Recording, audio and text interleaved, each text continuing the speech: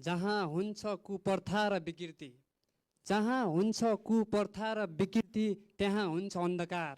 जहाँ हुन्छ कुप्रथा र विकृति त्यहाँ हुन्छ अन्धकार। जहाँ हुन्छ समानता र सभ्य समाज त्यहाँ हुन्छ मानव अधिकार। जहाँ हुन्छ समानता र सभ्य समाज त्यहाँ हुन्छ मानव अधिकार। धन्यवाद उद्घोषकज्यू र आजका यस कार्यक्रमका सभाध्यक्ष महोदय र विशिष्ट अतिथि र प्रमुख अतिथि र यहाँ पाल्नुभएका आगन्तुक पाहुनाहरू र मेरा प्रतिस्पर्धी सम्पूर्ण सहपाठीहरूमा म विवेक मल्ल ठकुरीको तर्फबाट स्वीकार्नुहोस् मेरो न्यानो नमन टक्राउन चाहन्छु। नमस्कार। राष्ट्रिय युवा सङ्घ नेपालले आयोजना गरेको यस युवा साहित्य सम्मेलनमा वक्तृत्व विधामा म सहभागी हुन पाउँदा निकै नै आयोजक टिमप्रति हार्दिक कृतज्ञता ज्ञापन गर्दछु। र आजको जल्दो बल्दो ज्वलन्त विषय सामाजिक कुप्रथा र विकृतिको अन्त्येष्टि र मानव अधिकारको वास्तविक प्रत्याभूति भन्ने शीर्षकमा म आफ्नो वक्तव्य प्रस्तुत गर्न पाउँदा निकै नै आभारी रहेको छु। मानव अधिकार भनेको मानिस भएर जन्मेको जन्मसिद्धमा पाउने नैसर्गिक अधिकार नै मानव अधिकार हो।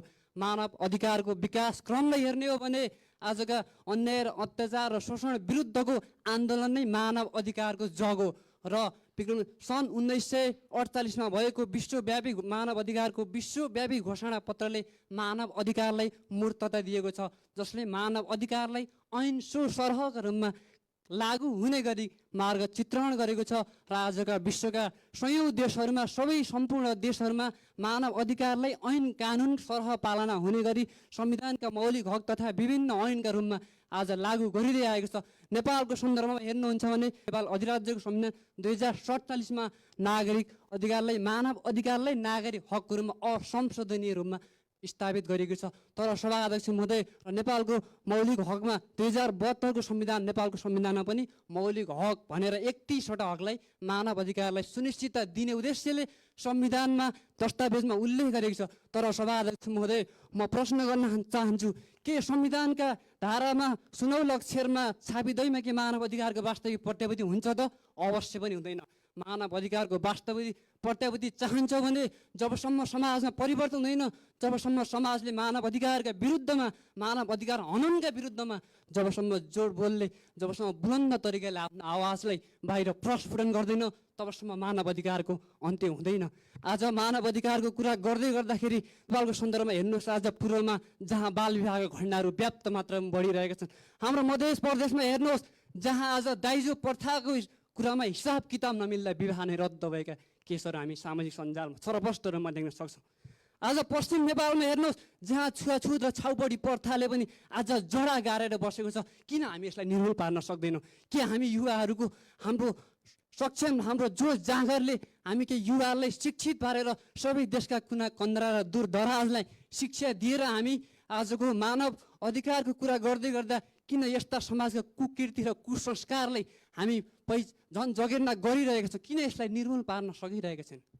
यसका लागि आवाज उठाउने बेला भएको छ। तपाईँहरू सम्पूर्णले मानव अधिकारलाई बुलन्द रूपमा मानव अधिकारको अन्त्य गर्नका लागि हामी सबैले आफूबाट सुरुवात गर्न जरुरी छ। नेल्सन मण्डेलाले भनेका छन्, प्रसिद्ध राजनीतिज्ञ दार्शनिक नेल्सन मण्डेला भन्छन्, प्रकृतिको अस्वीकृत गर्नु भनेको स्वयं उनीहरू नै मानवीय अस्तित्वमाथि प्रश्न गर्नु हो। मानव अधिकारलाई हनन गर्नु र मानव अधिकारमा मान्दैन भन्नु भनेको आफ्नो अस्तित्वमाथि नै प्रश्न उठाउनु हो। त्यसैले मानव अधिकारलाई मूर्तता दिन, मानव अधिकारलाई लागू गर्नका लागि हामी सबैले शिक्षाले भरिपूर्ण सबै अशिक्षित असाक्षर सबैले साक्षर बनाएर शिक्षित बनाएर मानव अधिकारको सुनिश्चित मानव अधिकारको संरक्षण गर्नका लागि हामीले आवाज उठाउनुपर्छ। म भर्खरै सर्व व्यतीतै गरेको घटना तिलकुनेको घटना सम्झन चाहन्छु, जहाँ पत्रकार सुरेश रजकले आगोमा जलेर देहत्याग गर्नु पर्यो, जहाँ कीर्तिपुरका सबिन महर्जनले गोली लागेर ज्यान गुमाउनु पर्यो।